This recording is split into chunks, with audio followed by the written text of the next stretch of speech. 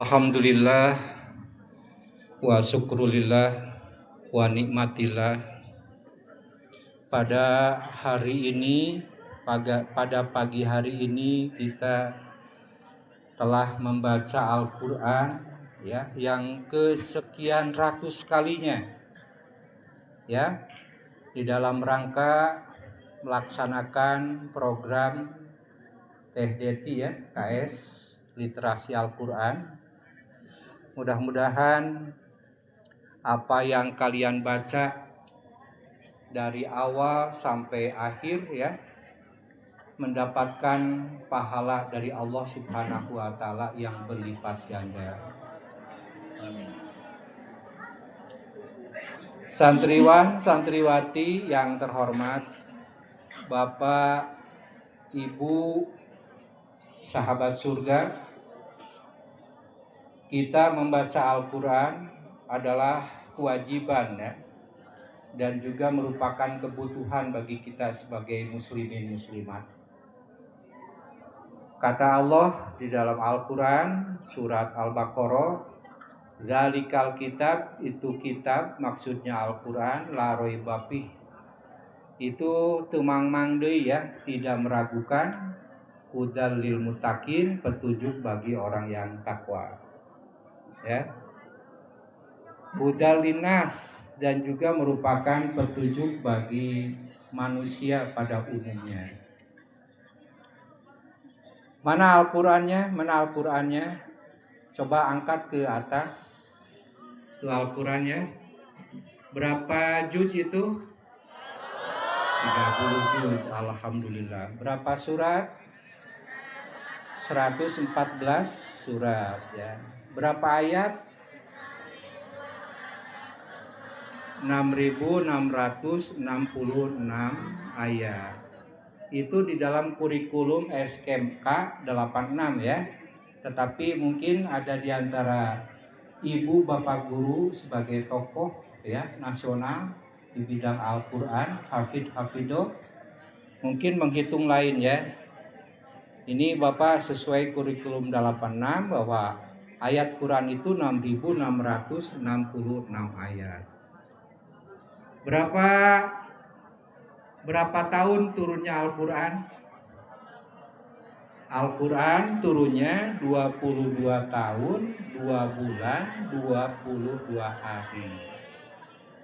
Sesuai dengan usia Nabi diangkat jadi Rasul ya. Nabi Muhammad diangkat jadi Nabi berapa tahun? Usia 25 tahun ya. Diangkat jadi Rasul usia 40 tahun. Nah, Al-Quran turunnya di usia 40 tahun ya, sampai beliau wafat, yaitu usia 62-63 tahun ya. Subhanallah ya. Nah, Al-Quran di zaman Nabi belum ada ya. Sebab kamu sendiri yang menjawabnya, 22 tahun, 2 bulan, 22 hari turunnya. Bahkan di zaman Nabi, Al-Quran itu tidak boleh dibukukan. Karena takut tercampur dengan hadis. Coba sampai berakhir usia Nabi, hadis itu mencapai 6.000 ya, hadis sahih. Sedangkan Al-Quran ya itu 30 juz ya. Maka untuk itu bagi siswa yang saat ini sedang membaca Al-Quran, literasi Al-Quran setiap hari Rabu, ini sangat berbahagia sekali ya. Terlebih-lebih mereka dari rumah bawa Al-Quran banyak, bawa Al-Quran besar, insya Allah Allah akan menggantinya menjadi lempengan-lempengan emas batangan ya, insya Allah. Kemudian kamu punya wudhu ya, kemudian kamu baca, pahalanya 3. 1 membawanya, 2 membacanya ya, yang ketiga wudhunya ya. "Ah Pak, saya dari rumah wudhu tapi batal, bagaimana? Saya teruskan baca Quran."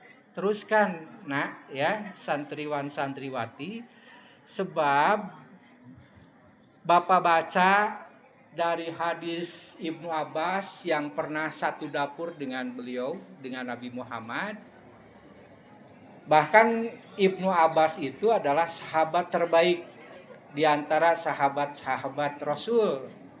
Sampai-sampai Rasulullah memberikan gelar kepada Ibnu Abbas itu ahli tafsir. Bahkan didoakan menjadi ahli tafsir. Nah, Ibnu Abbas pernah berkata begini ya. Rasulullah pernah bersabda, kata Ibnu Abbas, "Innama umirtu, hanya saja kami diperintah untuk wajib berwudu itu adalah ketika mau sholat." Innama itu menurut anak pesantrenan menunjukkan kepada huruf hasr ngan wungkul. Ngan wungkul abdi diparentah wajib wudu teh pikeun sholat. Jadi kalau kita baca Al-Quran, kalian tadi dari rumah punya wudu terus batal di jalan, itu diteruskan ya. Teruskan aja, sebab baca Al-Quran punya wudu itu adalah hukumnya sunat. Bahkan para ulama mengkategorikannya termasuk padilah amal, padilah ya, keutamaan amal kalau kita membaca Al-Quran punya wudu ya. Nah, ada yang pinter nih, ada dari pesantrenan nih, "Pak, baca Quran itu mesti punya wudu Pak. Itu lihat di pinggir Al-Quran, la yamassu ilal mutahharun. Jangan kamu baca Al-Quran kecuali orang yang punya wudu." Nah, tolong ikro lah, nah ya, terus ikro. La di sana bukan la nahi, tapi la nafi. Tidaklah menyentuhnya, yang betul itu tidaklah menyentuhnya kecuali makhluk suci. Makhluk suci itu ada 3, kasep, gelis, 1 yang punya wudu, ya itu juga makhluk suci ya. Yang kedua adalah orang yang terbebas dari dosa. Ada orang di sini, Bapak Ibu guru yang terbebas dari dosa? Nggak ada, termasuk Bapak ya.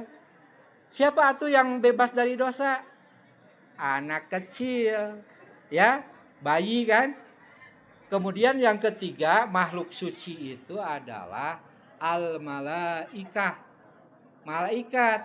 Jadi malaikat itu adalah layak sunallah ma'amarohum wayab alu nama mayuk marun.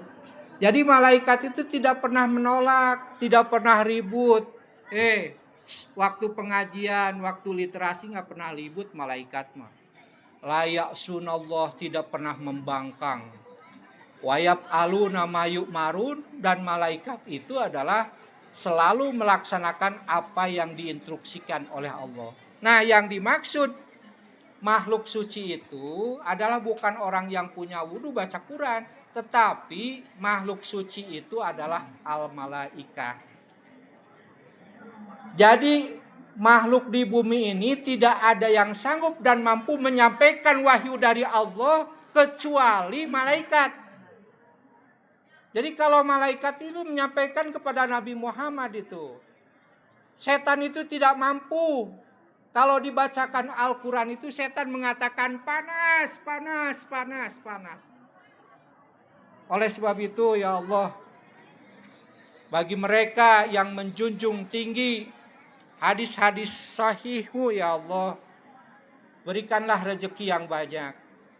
Berilah kesuksesan, termasuk kami guru-guru. Engkau telah memberikan sukses yang pertama. Sagala tuangan tos katuang, sagala anggean anu saya tos kaange.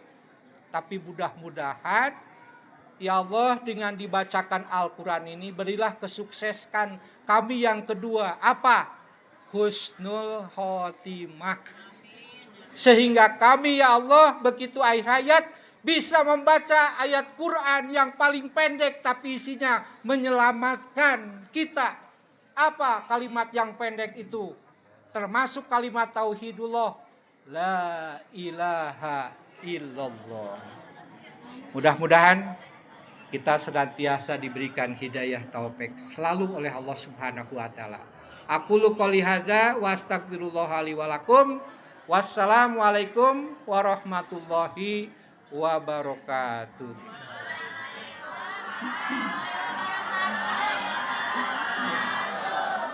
Ya, kita tambah pahala refresh ya.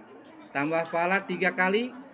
Wujud kidam bako muholafatul hawadisi qiyamu binafsihi wahdaniyat kudrat irodah ilmu hayasama basar kalam qadiran muridan aliman hayan sami'an basiran mutakaliman. Terima kasih Pak Asep, Bu Lilis, Bu Nenang, Bu Kokom, Bu Mariam, Bu Pini, Bu Deti, Neng Lucy, Neng Junita, Ibu KS,